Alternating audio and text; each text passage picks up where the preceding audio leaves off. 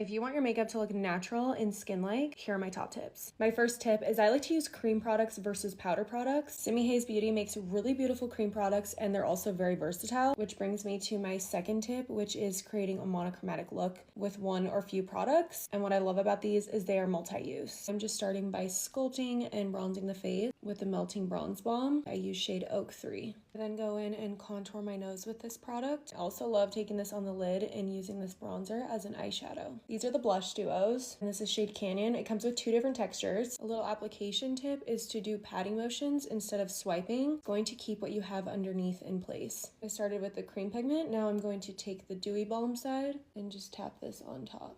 I'm just going to top the look off with a Velvet Blur. Formula is a matte lipstick balm hybrid. It's matte, but it also gives you a balm-like hydration, so it's super comfortable to wear. And I'm using shade Sahara. Okay guys, here is the final look. Let me know if you guys try out these techniques and these products and what you think.